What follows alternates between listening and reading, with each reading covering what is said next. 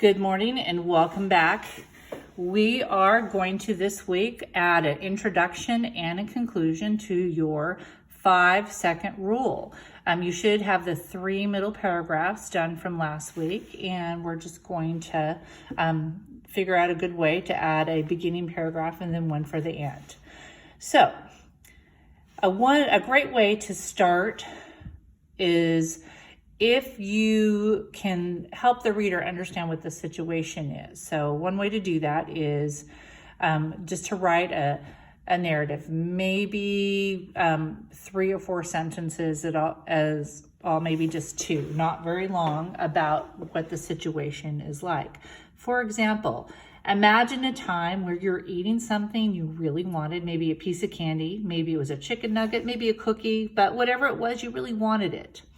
So imagine that. Now, what were you eating? How much did you love that food?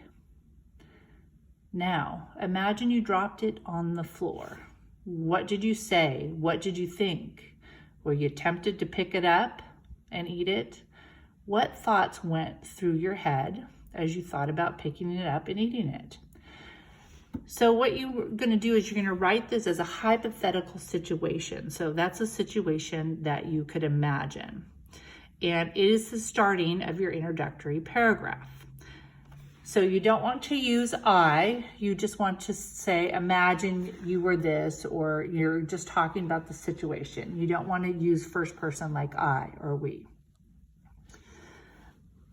Then your next part is to explain what the 5-second rule is. So then you'd say something like some people believe if you pick up a piece of food within 5 seconds, it's fine to eat it.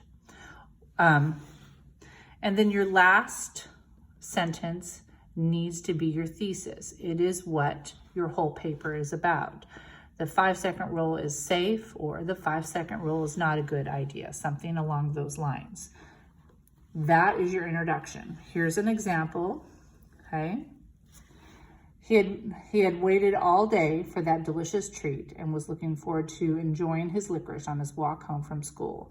As he adjusted his backpack, his hand grabbed for the strap and loosened his grip on his candy. He watched helplessly as 3 pieces of red rope fell to the hallway floor. An angry grunt escaped from his lungs, and in a few seconds he had picked them up and was examining them for dirt. The 5-second rule says they're fine, he assures himself. But are they really? The truth is, the 5-second rule is not safe. So the first part is a scenario where somebody drops their food. I use third person he. You don't want to use a name because you want it to be your reader to envision that it could be anybody. And this might even be a little bit long. I might even make that a little bit shorter there. And then here, this is the part when he says he thinks to himself, the 5-second rule says they're fine. So explaining what that 5-second rule is. You could also just say, some people use what's called the 5-second rule, where if they pick it up within 5 seconds, food is safe to eat. And then the last sentence right here, this sentence is the thesis, or what the thought is. Now yours doesn't have to be that, it could be the other way around, but your last sentence is the thesis. And then we're going to move on to the conclusion.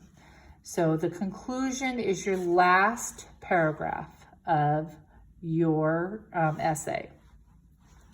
So for your conclusion, you're going to start with the same idea you had in your first paragraph. No, the licorice should not be thrown away, or yes, go ahead and eat that licorice. Next, you're going to restate each of your reasons. So that's your middle paragraphs. Each of your middle paragraphs should have reasons. And you might want to put a little bit of yellow or red in each one. So you could give your reason, and you're just summarizing each of your paragraphs. And in the last sentence, you'll want to use conclusion words. You can find your conclusion words in the checklist and restate your thesis. Basically, you're writing a 3 to 5 sentence summary of your 3 middle paragraphs here, and then at the end, restating your thesis.